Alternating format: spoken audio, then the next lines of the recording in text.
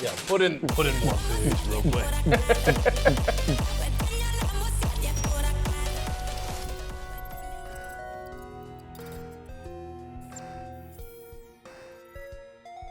Welcome back, everybody, to Gentoo, your favorite place for all things gaming and tech related.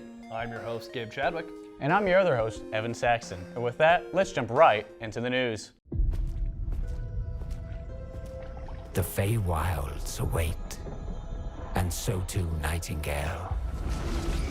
Awaken your first portal and tread on towards that which is boundless, beyond the measurable.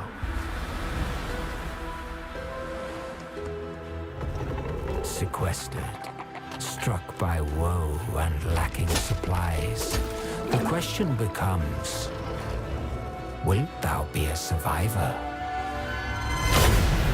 Nightingale is an open-world survival game set in Feywild. Build, craft, fight, and explore as you venture through mystical portals into a variety of amazing and fantastical realms. Use the network of magical porters to traverse dangerous Feywild with your friends. Become one of the strongest realm walkers and forge your path to the last bastion of humanity. Join up with friends or explore solo in the mystical world of Nightingale. Releasing February 20th on PC.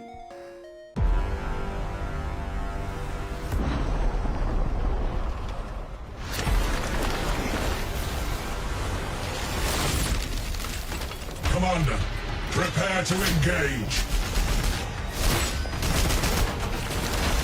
On the Imperium! Enemy reinforcements.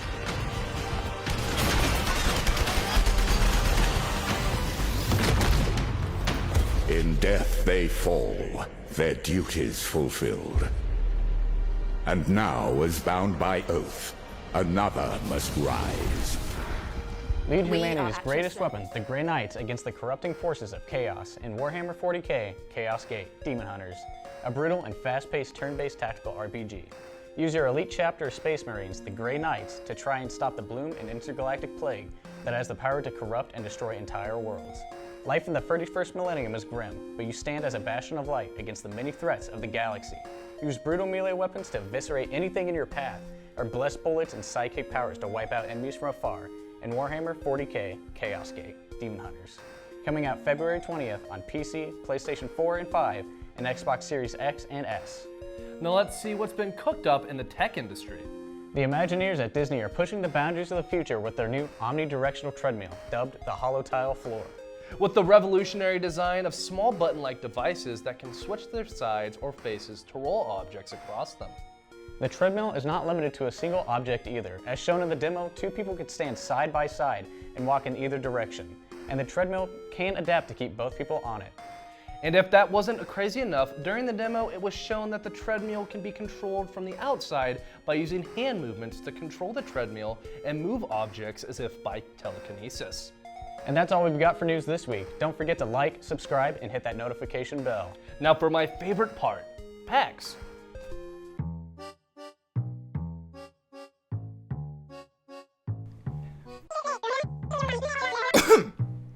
What the heck was that? Oh no. The Animal Crossing music has finally caught up to me. I've played it so much in my videos, I'm turning into a villager myself. I guess that means it's time to change the classic backing track.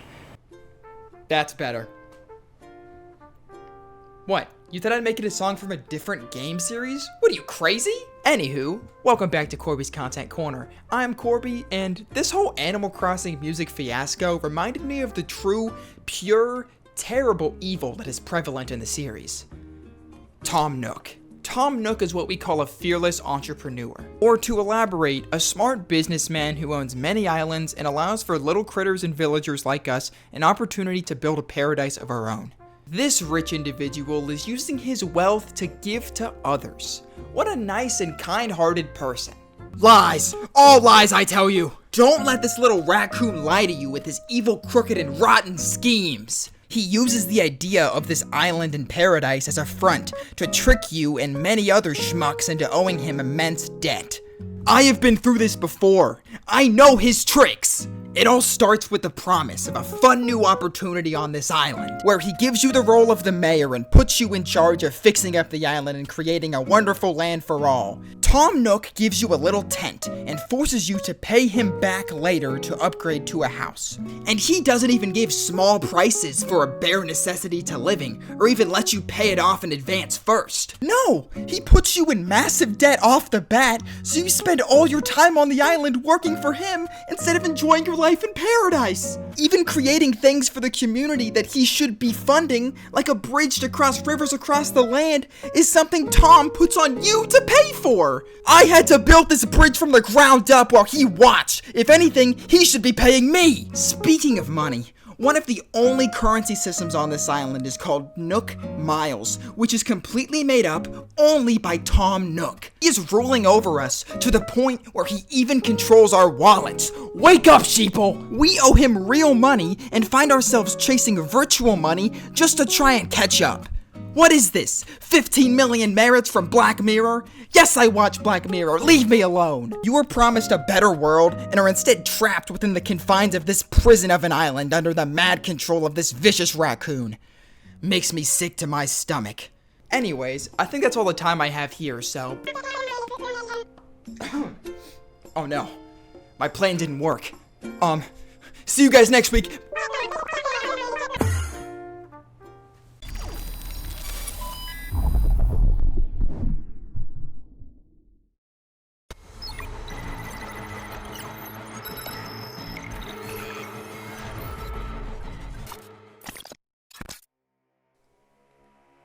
Welcome back to Cyberpunk Gonk Brains. Just kidding. You know I love y'all. Quick question. If a shady megacorporation offered you the deal of a lifetime by claiming they can save your consciousness onto a little hard drive when you die, and that same chip could later be plugged into a new body that is now yours, would you take it? Why, sure as hope not. In this episode, we're taking a look at the focal point of Cyberpunk 2077's story, the Secure Your Soul relic. Now, to keep a very complex and long story short, this chip basically does what I've said already. It saves your soul onto a little chip that you can place into a new body later. Now, why is that a bad thing, you ask? The relic is a biochip created by the Arasaka Corporation. Shocker if you watched the last episode, as one of their flagships on a technology breakthrough. One being advertised for public commercial use, and one that was a top-secret project by Arasaka CEO, Saburo Arasaka, in hopes that he could secure his soul, if you catch my drift. Can't be losing that sweet, sweet CEO seat, can we? Like, seriously, I can't be the only one noticing a pattern here with Sokka, right? Please just ignore his babbling. It's a complicated relationship. In this technology's infancy, it was used to trap the consciousness of Johnny Silverhand when Arasaka killed him in his 2023 attack on the tower. This would set forth a series of events nearly 50 years later that would turn Night City on its head, when the player, V, becomes an unwilling victim to an unforeseen side effect of the chip after a heist goes south. The chip, still being a prototype and not understanding that V is technically still alive, began to decay and rewrite V's mind day by day, and replace its data with Johnny's. V can only sit and watch as Johnny slowly takes over their mind and body. Seizures, migraines, body hijacking, name it. V's probably suffered it in one way or another. But worst of all, both V and Johnny have no control over its progress, and the procedure to remove it is littered with obstacles and enemies. The two are forced to come to terms that only one of them may be getting out of this. It's up to you who wins that fight. You, me, and Arasaka Tower. Kinda sounds like a Eurodyne lyric, I know, but trust me. Because, spoiler, CD Projekt Red doesn't know what a happy ending is. They never have. So what have we learned today? Don't talk to corpse, and don't let them sell you a magic immortal chip, kids. I'll see you next week with more Cyberpunk. Later, Chumba. Zach, out.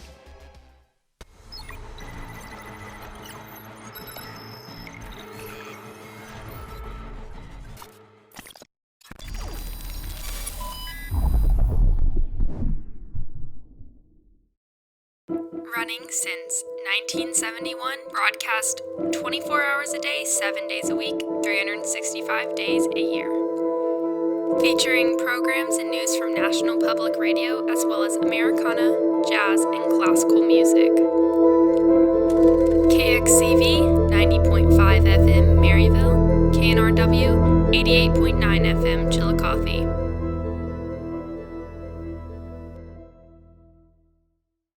Right side pass finds Waters. A three-pointer on the way. Good. Life happens in an instant. Let us help you be a part of it. Take 5.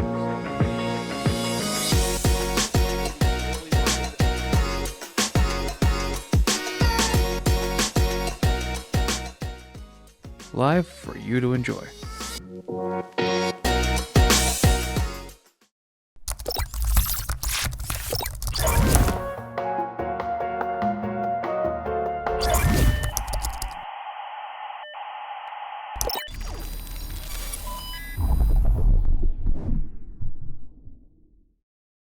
Welcome back to Apex Legends, a series here on Gentoo where we will take a deeper dive into the lore of the so-called legends.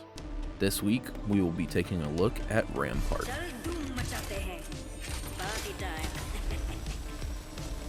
Rampart is a blue-collar, private business owner who just needs a big gun and a backpack full of scrap metal to get by in the dangerous Wild West of the worlds of the Outland. Before opening her popular modding shop on Gaia, Ramya Parekh, Rampart for short, made a name of herself in the underground gauntlet circuit. Parekh climbed to the top, showcasing pure skill using her custom modded gear. She began taking jobs from smugglers, syndicate members, and everyone in between. Some say it ain't great unless it got Rampart written on it. Parekh never shied away from letting people know how good she was, or better yet, how bad they were. Maybe that's what led to a group of assailants to ambush her at her shop one night. Her business burned down and she was left with nothing except an Apex card. For Parekh, the Apex card is more than just an invitation to compete. It's a sign that she may have lost her shop, but she didn't lose what built it. Like her motto says, she's the kind of person who can always turn crap into gold. Rampart didn't have a strictly elite list of underground shoppers, and her clientele came from all over the place. Hailing from Gaia, she saw the likes of smugglers as well as high-end clients. Many of these became her regulars, and it quickly became known that any weapon made by Rampart was bound to have a significant advantage over all those in battle. While in-game, she is first and foremost a defensive player. Rampart also made an extraordinary name for herself in fighting rings before she was recruited as a legend. Apex Commissioner Cuban Bliss recruited her himself after she was handpicked due to the reputation she had in dealing out damage. Her likable personality and quick thinking in tough situations didn't hurt her chances of being picked either. That will do it for this week's episode of Apex Legends. Like, subscribe, and tune in next week for more content.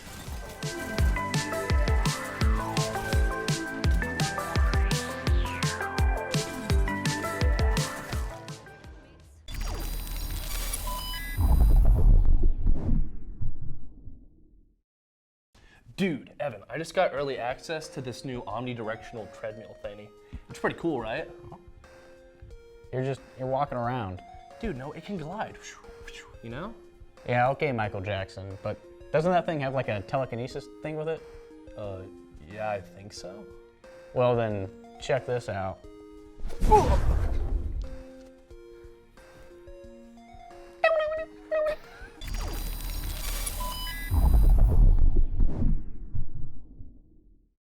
Welcome back to an episode of Quix, where we take a mainstream game and see how fast we can complete it. Today's Bed Wars. There's another chicken! Oh, the bed's exposed. Oh no, well. Our no, bed it's was not. destroyed? Yeah. No, it's not. We're about to get jumped from behind. Alright, next game. I'll never find him again. Someone's coming to our base. He's got in. Is that another chicken? We need to get that guy up there. Oh my god. No. Alright. Oh, they got knockback sticks. Is that why they sent me flying? Come on, buddy. Bait me, bait me. There's I a guess that's green a guy? connection How did he even get here? We should all just rush them. Let me get like sharpness on our armor. That's impossible. How? Put sharpness on Sharpness on your Sorry, not sharp. Ah! They're invisible. Our bed's gone. I guess I can help you guys. Okay, I'm dead. Yo, what? Chicken! It's the same chicken! He still killed me. Well. Oh, you've got to be kidding me. Well, guess I'm going this way. Hippity hop. Hey, buddy. My chicken's killing me. Going straight to med's a terrible idea. Well, too late. Why can't I build? I got you. I got your back. I got I your set back. off their I got your trap. back. Really? No! Oh. I don't see anyone building. No. Are they invisible? There is a guy at our base. Where? There's a guy at our base. Oh, wow. Hello. Yeah. Okay, well, I'm Let me build. Let to me the build. iron. Let me build, Nigel. Nigel, let me build. Nigel, let me build. Hey, Amanda. You wanna assist me with these two dudes? Amanda, assist! What are you doing? Help me! To help with that at the moment. Just kill him. Kill the guy. Kill the guy. No! Watch out. Fire charge. Don't get hit. He missed. He sucked. They're fire charging. Oh. Oh, he's invisible. I'm going to go down, Nigel. They're coming to our bed. You've got to be kidding me. What the? What the? Go with the fight.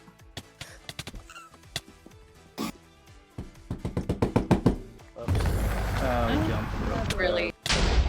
Bro, what is going on?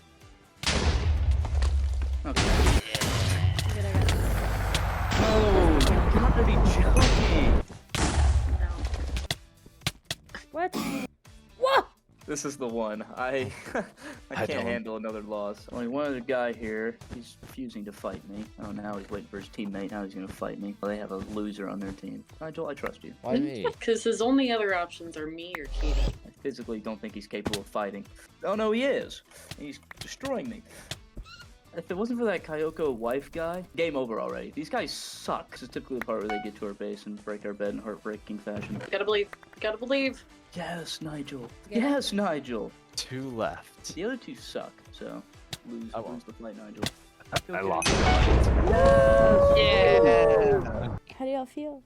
Worst Okay. bed wars session of my life. That took us a lot of games. Not so speedy. So slow.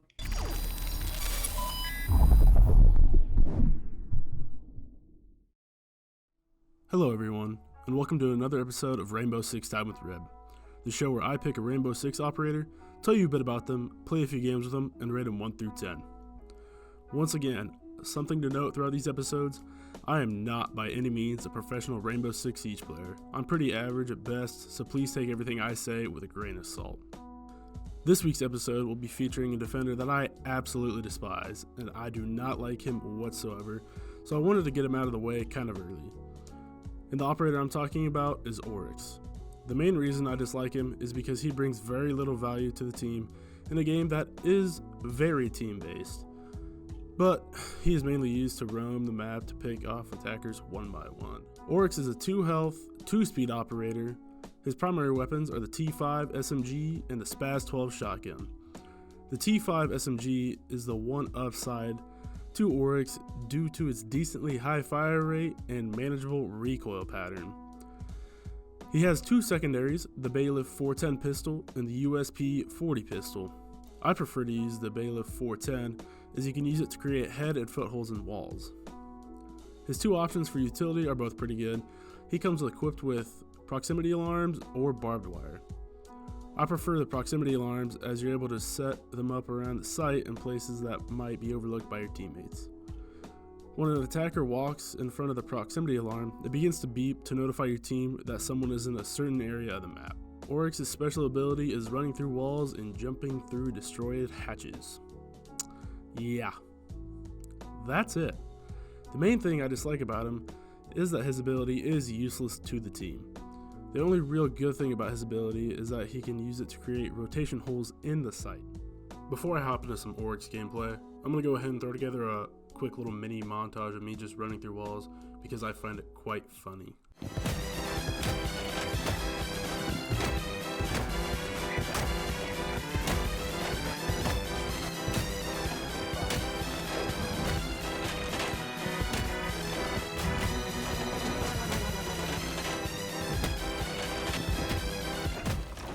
Now the mini montage is over, let's go ahead and actually hop into some Oryx gameplay.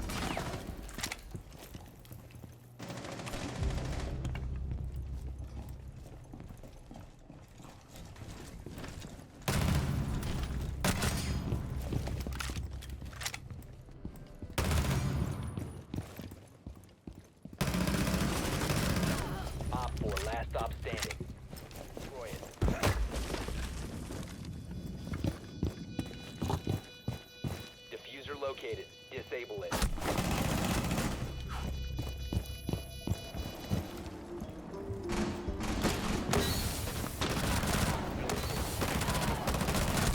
One operator remaining.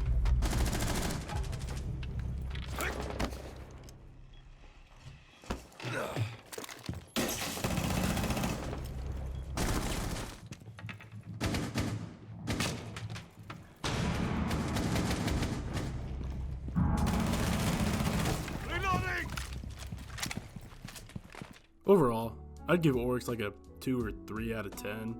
The only reason he gets the 2 or 3 in my book is because of his SMG and proximity alarms. That's all for this episode. Thanks for watching. Make sure to like, comment, subscribe, and turn on the notification bell to never miss an episode of Gentoo and Rainbow Six Time with Red. Unlike other organizations on and around campus, here, the students do it all. KNWT is a student-run and student-produced television station. To support this content, you can go to our YouTube channel at KNWT Channel 8. And watch the latest shows or even enjoy blasts from the past. Greetings, travelers, and welcome to Tales of the Dice Roll, a show centered around the journey of these daring heroes. My name is Aaron Moore, and I'm Shepard Gray. My name's Evan Saxton, and I'm playing Archibald Kavir. I'm Porter Williams, and I'm playing Meru. I'm Nicholas Rysak, and I'm playing Taruk M'Baku. I'm Jonas Pilat, and I'm the Dungeon Master. Will they succumb to their fate, or write their own story? Be sure to tune in Fridays at noon for this season of Pen and Paper.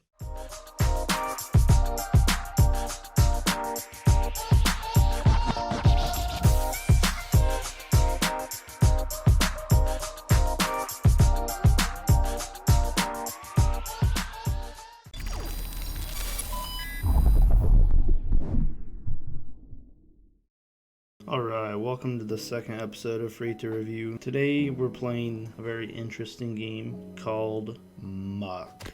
So overall, this game is basically like any other survival game. You gotta collect resources, craft weapons and stuff, build a house, find food, or you'll starve to death. This game is very, very hard, and if you die, you have to start on a brand new world. I played it for about an hour, and I think I got past first night maybe 2 out of 10 times.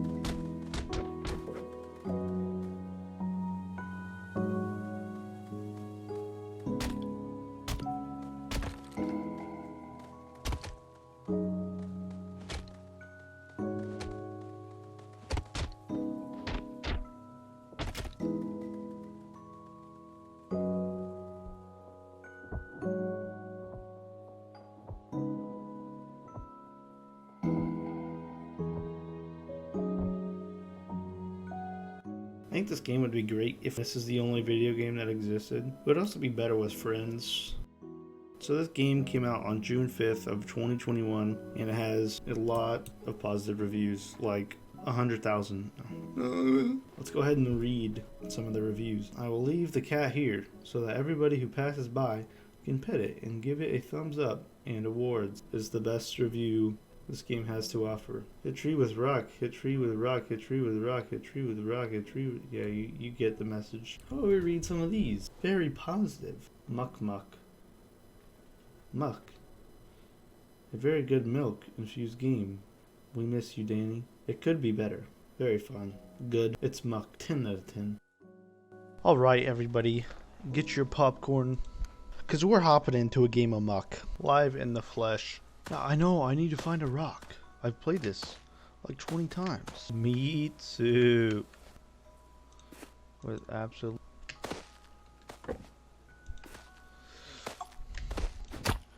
Wood. If they're not friendly, then I might be dead. Hey guys. They're not...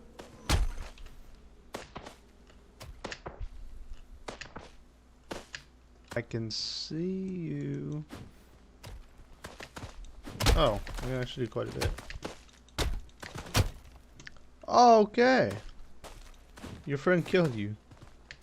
I got a whole 16 coins. Guys, listen.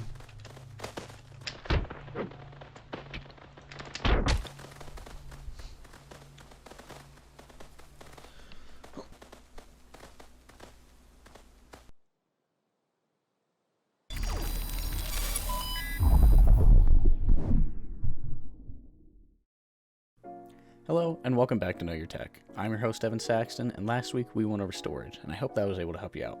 This week we're going to be going over GPUs, or Graphic Processing Units. Strap in and get ready, because there's a lot to go over. This is arguably one of the most important parts of any PC. Let's get into it. When it comes to GPUs, there are mainly two companies you'll choose from, NVIDIA and AMD. Now that may sound easy until you get to what types of GPUs each of these companies have. NVIDIA have their 40, 30, and 20 series, with each series having a different type of GPU, each with their own specific needs. AMD, which is just about as confusing with their Radeon series. To help make things a little easier, I'm going to pick two GPUs from each company, one that's going to be cost performance, and the second is just going to be based purely on performance, not cost. A good budget option that is still going to be able to do higher end processing is the 3070 Ti, which will cost around $350 to $500. Any options older than that are going to start lacking in performance factors, and with the prices between the 20 and 30 series being so similar, it's better to just go with the upgrade and get the 3070 Ti.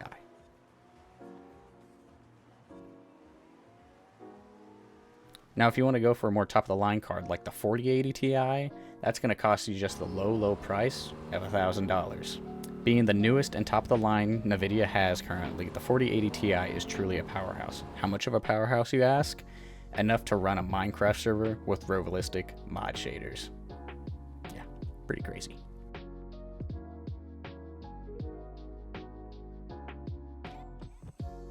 So if you have the budget and want the true PC God build, then this is your option right here. AMD is NVIDIA's top competitor in the GPU world, usually being more budget friendly overall, but still competing with all of NVIDIA's GPUs. The best budget and high performing GPU in my opinion is the Radeon 7600, coming in at only $250 to $350, and is equal to NVIDIA's 4060, just a tad faster than the 3070 Ti.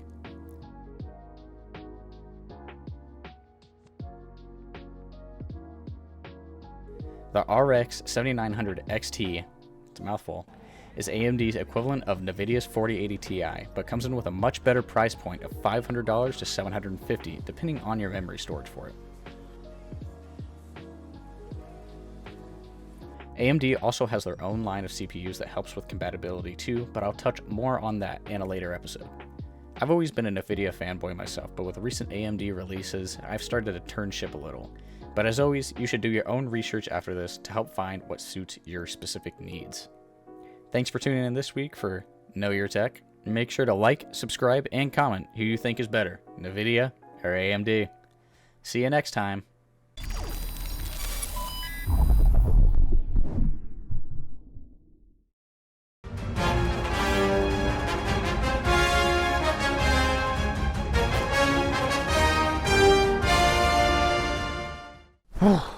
Oh, greetings hunters.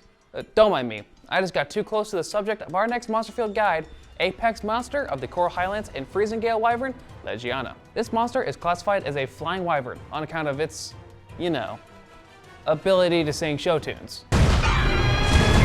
Flying wyverns are absolute aces in the air, utilizing their ability to fly in order to hunt prey, control large amounts of territory, and defend against other large monsters while keeping themselves safe. Legiana falls under a subcategory of flying wyverns I would classify as bipedal flying wyverns, because their entire body is balanced on their two legs. This is opposed to quadrupedal flying monsters who use their wings as a set of limbs to assist in moving forward.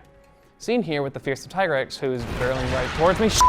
To figure out Legiana's name, we have to first know that it's the romanization of its Japanese name, Regiana. Sorry for the mispronunciation. From there, we get three root words. Re, Japanese for elegant or beautiful, Regia, Spanish for female ruler, and Jaina, the Italian name for a star found in the Swan constellation. The star naming may also explain why there's a star pattern on the back of Legiana's wings. Legiana has some of, if not, the best flight capabilities of any monster, but in order to explain their greatest features, I need to explain their habitat first. This is the Coral Highlands, a majestically beautiful mountainous region full of flora and fauna that blends terrestrial and aquatic elements due to the area once being underwater thousands of years ago. Due to what lies underneath the Coral Highlands, there are constant updrafts and unpredictable strong winds, and Legiana is adapted perfectly to fly with them. Much like Anjanath, Legiana can unfurl several fan-like membranes on its head, wings, and tail in order to almost grapple the wind, allowing it better control of its flight and allows it to pull off impressive maneuvers, and allows it to ride the wind, preventing it from being fatigued during long flights. Now, while smooth flying can get you so far, what makes Legiana the dominant species is that it has the ability to propel ice towards enemies to hinder their movement and seriously injure them. If you look closely at Legiana, you'll notice several slits in its chest and a faint blue dot that lies within. These are glands that produce a quick freezing liquid that Legiana can either coat itself with to protect its vulnerable underside and has a chilling effect when it does tackles and dives, or it can release the ice as bursts that coat the ground and any unlucky foe. They're also found at the tips of the wings and on the tail. With its territorial nature, agile flying, and preferred method of hunting, Legiana is inspired by birds of prey, much like the hawk and falcon, who hunt in a similar fashion and use their talons to ensnare prey. And with its large wings and ocean-like habitat, it's also likely inspired by flying fish and the manta ray, two species who are known to take elegant leaps out of the water. Another inspiration that the World Design team took was a literal fighter jet. That's right, the developers wanted a strong flying wyvern for the mid-game, so they copied the power and elegance of a fighter jet. It does aileron rolls for crying out loud. Oh, and fun fact, it's not the only monster based on fighter planes. That's all we have for this expedition. Join us next week for Legiana's biggest rival, downstairs neighbor, and the cruel claw, Odogaron.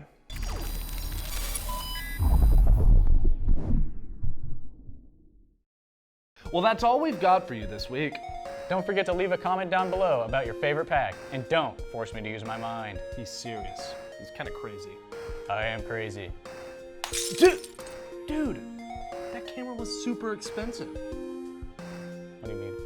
It was expensive. Like, it was cost a lot of money. You mean you broke a camera and now we have to pay for that? I feel like you're trying to flip this on me, but they have security. You broke the camera. I broke the camera. You broke the camera. I broke the camera. You broke the camera. I think I broke the camera. Gabe, did you break that camera? I think I did. Yeah. How are we gonna take care of that?